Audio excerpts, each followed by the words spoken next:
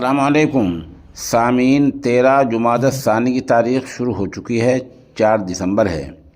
خبر کا عنوان ہے روسی وزیر اعظم ہندوستان پہنچ گئے ہیں۔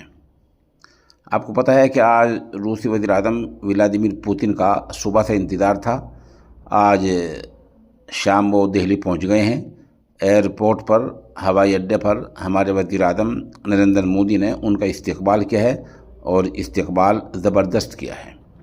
دراصل ہمارا ملک جو وطن عزیز ہے وہ مہمان نواز ملک ہے، روایتی اقدار کا حامل ہے۔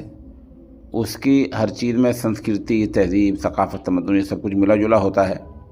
اب دیکھنا ہے جب ہم یہاں اس کا استقبال کرتے ہیں تو اپنے ملک میں جانے کے بعد میں کب تک اس پر قائم رہتا ہے اور کن حدوں میں سمجھوتے ہوتے ہیں۔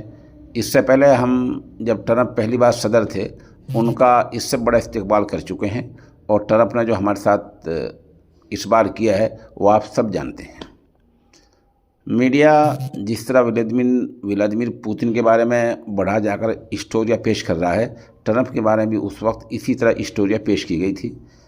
بہرحال خبروں میں بتایا گیا ہے کہ یہ جو ملاقات ہوگی دونوں ذمہ داران کی، ہندوستان اور روس کی، یہ ملاقات کا جو فوکس رہے گا، جو نشانہ رہے گا، وہ دفاعی زیادہ رہے گا کہ ہمارا ملک کس طرح بہترین ہتھیار ساز، ہتھیار بنانے والا اور ہتھیار کا حامل ہو سکتا ہے۔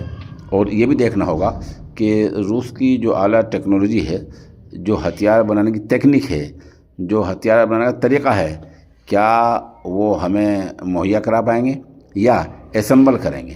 2 طریقے ہیں ہتھیاروں کے، وہ پرزے ہمیں دے دیں، ہم ان کو الگ الگ سے اکٹھے کر لیں اور پورا ہتھیار تیار کر لیں۔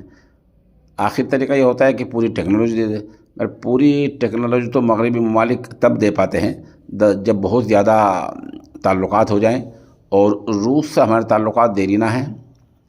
روس اور ہندوستان کے تعلقات بہت ہی پرانے ہیں، بیچ میں کچھ ہوا ہے لیکن بعد میں پھر ہو گئے ہیں۔ ادھر امریکہ اور چین اس ملاقات پر پوری نگاہ رکھے ہوئے ہیں۔ ظاہر سی بات ہے، امریکہ ایک بڑا ملک ہے، طاقتور ملک ہے، چین بڑا ملک ہے، طاقتور ملک ہے، انہیں نگاہ رکھنی ہے، لیکن سیاست اسی کا نام ہے۔ اگر ادھر سے بات نہیں بنتی تو ادھر سے بات بن جائے۔ اب دیکھنا یہ ہے کہ ہمارے وزیر اعظم معاہدے میں اور معاہدے پر عمل کرانے میں اور اس معاہدے پر روس کو قائم رکھنے میں کتنے کامیاب ہو پاتے ہیں۔